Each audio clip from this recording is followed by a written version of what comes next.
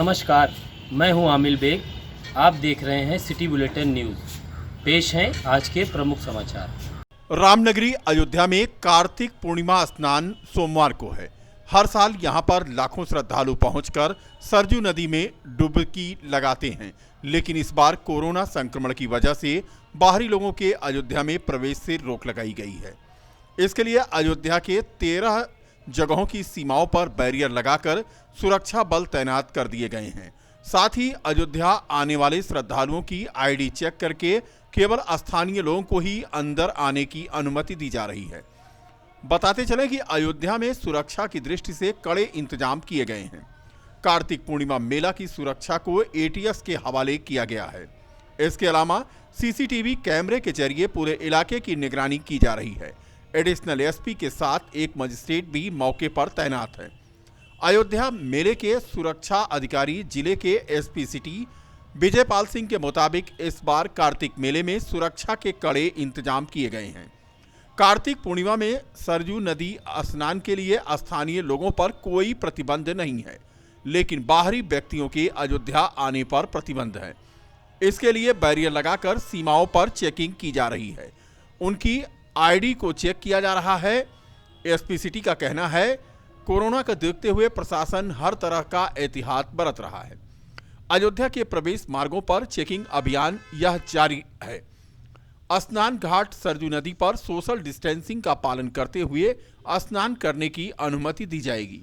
श्रद्धालु मास्क पहनकर अयोध्या की सड़कों पर धार्मिक कार्य कर सकेंगे और अयोध्या के धार्मिक स्थल मठ मंदिरों पर अतिरिक्त सुरक्षा बल तैनात किए गए हैं। 30 नवंबर की शाम तक अयोध्या की सीमाओं को सील रखा जाएगा और उसके बाद यातायात सामान्य हो जाएगा। फिलहाल पुलिस प्रशासन अयोध्या में कार्तिक पूर्णिमा मेले को सकुशल निपटाने के लिए कोई कोर कसर नहीं छोड़ना चाह रहा है। चप्पे चप्पे पर पुलिस बल तैनात है अयोध्या में और हर आने जाने वाले पर कड़ी निगरानी रखी जा रही है। इस बीच सोशल डिस्टेंसिंग का पालन करने की और मास्क लगाने की नसीहत भी दी जा रही है। कार्तिक पूर्णिमा को देखते हुए सुदृढ़ पुलिस व्यवस्था की गई है। अतिरिक्त पुलिस बल भी लगाया गया है और बैरियर्स जो है जगह जगह चेक पोस्ट बैरियर्स लगाए गए हैं और सीमावर्ती स्थानों पर भी बैरियर्स लगाए गए हैं। कोविड-19 को देखते हुए भीड़ ना आए और यहाँ पर श्रद्धालु आने से बचें कोरोना महामारी को देखते हुए, इसके लिए जो है सभी से पूरा अपील की गई थी और उसका असर भी दिखा है। सीमावर्ती जो हमारे जनपद हैं वहाँ पर सीमाओं पर बैरियर लगाए गए हैं। वहाँ पर प्रभावी चेकिंग टेस्टिंग सुरक्षा को देखते हुए और भीड़ ना आए इसको देखते हुए की गई। सर, आज कितने बजे स्नान शुरू हो जाएगा और कब तक चलेगा ये? देखिए, आज ये स्नान जो है प्रातः लोग जो है 12 बजे के बाद से लोग स्नान प्रारंभ कर देते हैं। 12 बजे के बाद से रात में और प्रातः तक ज़्यादा दबाव रहता है और उसको देखते हुए जगह जगह पर और पुलिस अधिकारी और पुलिस पिकेट लगी हुई है। बैरियर्स पर प्रभावी चेकिंग की जा रही है और किसी भी प्रकार से कोरोना-19 महामारी को देखते हुए भीड़ ना आए और सोशल डिस्टेंसिंग का पालन होता रहे। कोविड-19 के संबंध में अन्य और भी जो आवश्यक सावधानियां हैं वो बरती जा रही हैं। रामनगरी में राम मंदिर का निर्माण कार्य शुरू हो चुका है। इसके लिए राम जन्मभूमि परिसर सहित अयोध्या की सुरक्षा को हाईटेक जोन में तैयार किया जा रहा है। नगर में प्रवेश के पहले आने वाले श्रद्धालुओं को विशेष सुरक्षा के बीच से गुजरना होगा, जिसके लिए सीसीटीवी कैमरा, वॉच टावर व सुरक्षा मोर्चा तैयार किया जा रहा है। अयोध्या में राम मंदिर निर्माण के साथ ही देश विदेश से आने वाले श्रद्धालुओं व पर्यटकों की संख्या लगातार बढ़ती जा रही है। ऐसे में अयोध्या की सुरक्षा अहम मानी जा रही है, जिसको देखते हुए विशेष योजना के तहत सुरक्षा तैयार की जा रही है। जबकि राम जन्मभूमि पहले भी आतंकियों के निशाने पर रहा है। आज जिस प्रकार श्री राम मंदिर का निर्माण कार्य शुरू हो चुका है, तो वहीं अयोध्या की सुरक्षा को लेकर सतर्कता बढ़ा दी गई है। अयोध्या आने वाले सभी प्रवेश मार्गों पर चेकिंग पॉइंट बनाए गए हैं। इसके साथ ही राम जन्मभूमि परिसर, मंदिर निर्माण कार्यशाला सहित अयोध्या की सुरक्षा पर विशेष ध्यान रखते हुए 100 से अधिक सीसीटीवी कैमरे, सुरक्षा टावर व सुरक्षा मोर्चा भी लगाए जा रहे हैं। अयोध्या के डीआईजी एसएसपी दीपक कुमार ने कहा है कि वर्तमान परिदृश्य में अयोध्या की सुरक्षा बहुत महत्वपूर्ण है। वर्तमान में पीएसी, पुलिस, सीआरपीएफ के जवान अयोध्या की सुरक्षा में तैनात हैं और अयोध्या में श्रद्धालुओं को सुरक्षित रख सकें, इसके लिए अयोध्या में आने वाले लोगों की जानकारी मिल सके, जिसके लिए 100 से अधिक सीसीटीवी कैमरे लगाए जा रहे हैं, ताकि अयोध्या धाम में चारों तरफ 24 घंटे कोई भी आएगा तो उसके बारे में पूरी जानकारी रहे। डिटेक्टिव जहां मोर्चे पर जरूरत पड़ रही है, उन स्थानों को मोर्चा बनाया जा रहा है। सरयू घाट से लेकर राम जन्मभूमि मंदिर के आसपास के सभी क्षेत्रों में वॉच टावर बनाए जा रहे हैं, जहां पर आवश्यकता अनुसार सुरक्षाकर्मी मौजूद होंगे। इसके साथ ही पूरी अयोध्या को पीएस सिस्टम के साथ जोड़ा जा रहा है, ताकि अयोध्या में आने वाले श्रद्धालुओं को किसी भी प्रकार का संदेशा एक साथ दिया जा सके, जिसका कंट्रोल रूम से नियंत्रण किया जा सके। वर्तमान परिदृश्य में अयोध्या जी की सुरक्षा बहुत ही महत्वपूर्ण है और जहां हमारे पुलिसकर्मी, सीआरपीएफ के लोग, पीएसी और हमारे पुलिस के साथी सुरक्षा में दृश्य रूप से वहां पर तैनात हैं। श्रद्धालुओं को कोई असुविधा नहीं हो और उनको सुरक्षित हम लोग पूरी तरह से रख सकें, इसके लिए हम लोगों के द्वारा पूरे अयोध्या शहर में जितने भी लोग आएंगे अयोध्या जी में, अयोध्या धाम में, उन सब लोगों के बारे में हम लोगों के पास जानकारी रहे। इसके लिए 100 से ज़्यादा सीसीटीवी कैमरे लगाए जा रहे हैं, ताकि अयोध्या धाम में चारों तरफ से कोई भी आएगा 24 घंटे में, तो उसके बारे में हम लोगों के पास कंट्रोल रूम में जानकारी रहे कि अमुक टाइम में कितनी गाड़ियां आई और कितनी गाड़ियां गई। इसके अतिरिक्त जहां जहां मोर्चे की ज़रूरत पड़ रही है, उन जगहों पर मोर्चे बनाए जा रहे हैं। अयोध्या धाम में वॉच टावर बनाए जा रहे हैं। घाट पर से लेकर के मंदिर परिसर के आसपास सभी जगह वॉच टावर बनाए जा रहे हैं, जहां पर की ज़रूरत के हिसाब से पीएसी के, सीआरपीएफ के और अन्य सिविल पुलिस के हमारे जो पुलिसकर्मी हैं 24 घंटे वहां पर मौजूद रहेंगे।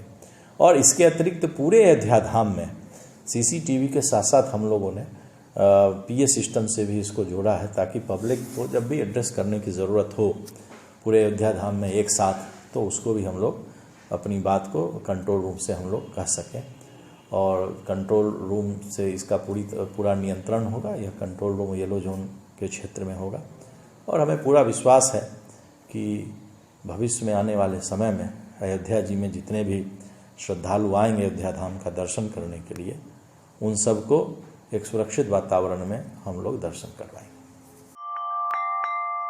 थाना कैंट क्षेत्र के कोटसराय गांव के पास NH 28 हाईवे के किनारे एक ट्रक अचानक धू करके चलने लगी। खड़ी ट्रक में आग लग गई।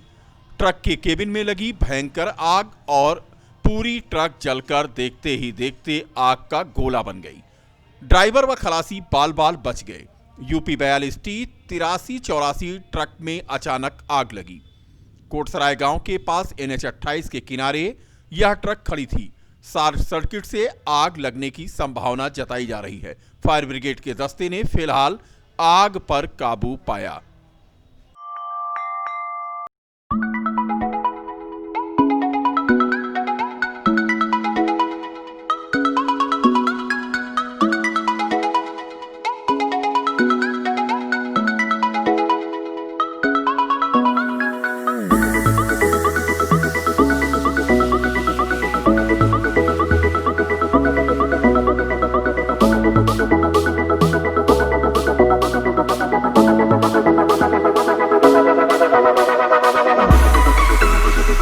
एमएलसी चुनाव में मताधिकार से वंचित होंगे डॉक्टर राम मनोहर लोहिया अवध विश्वविद्यालय के शिक्षक और परीक्षार्थी।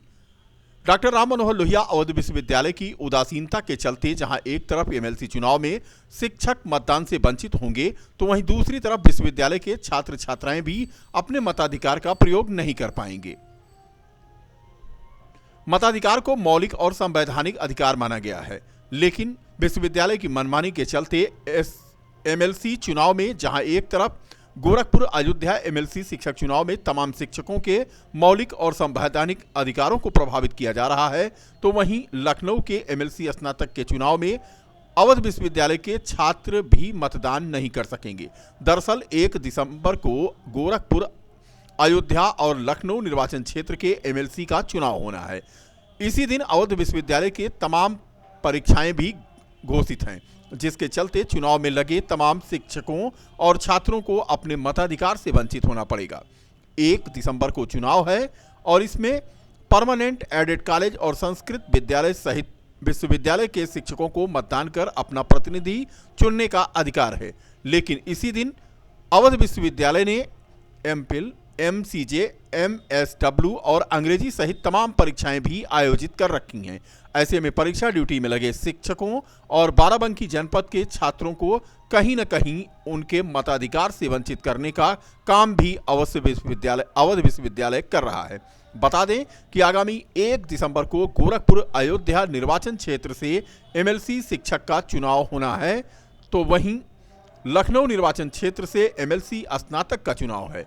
ऐसे में शिक्षक और छात्र दोनों ही मतदान नहीं कर पाएंगे।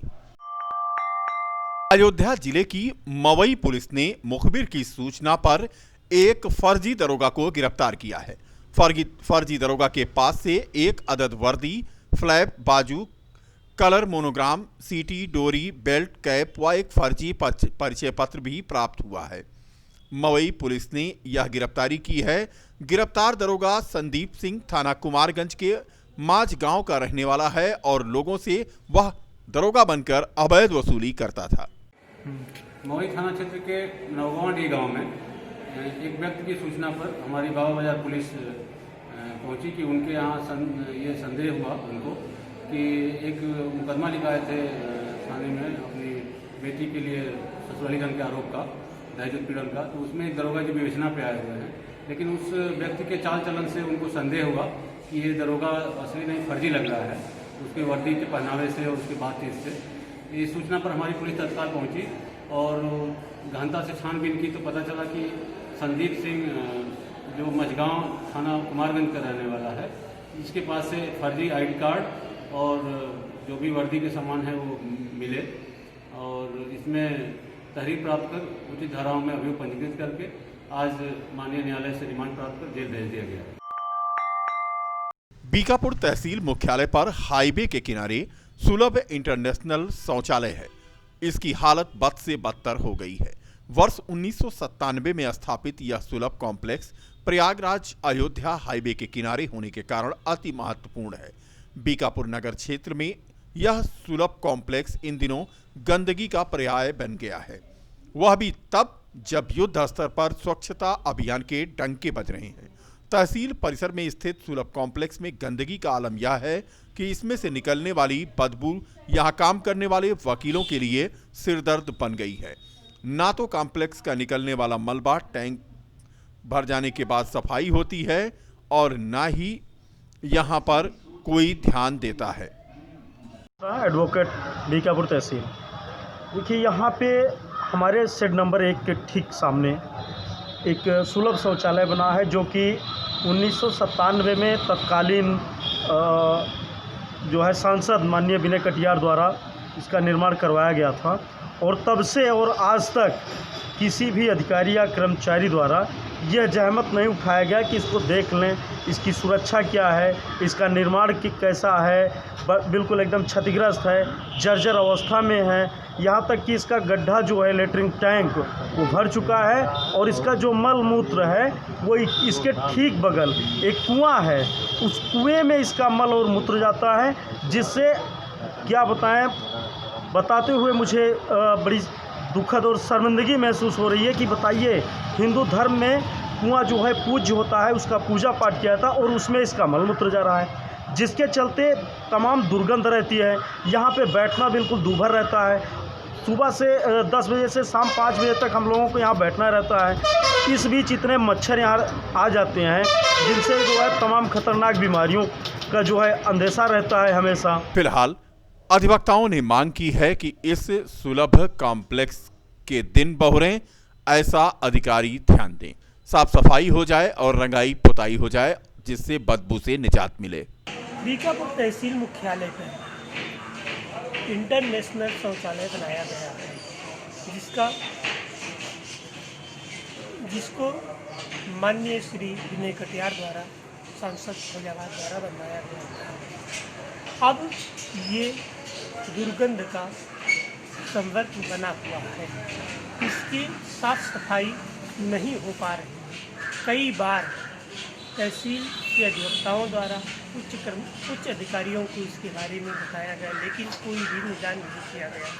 इसके लिए मैंने जन सुनवाई केंद्र जन सुनवाई पर शिकायत भी की, जिसके निस्तारण के लिए इंटरनेशनल द्वारा एक अधिकारी सिंह साहब आए और 1 महीने का आश्वासन देकर ऐसे चले गए। आज के लिए बस इतना ही। कल फिर मिलेंगे इसी समय इसी चैनल पर। तब तक के लिए सुरक्षित रहें, अपना ख्याल रखें।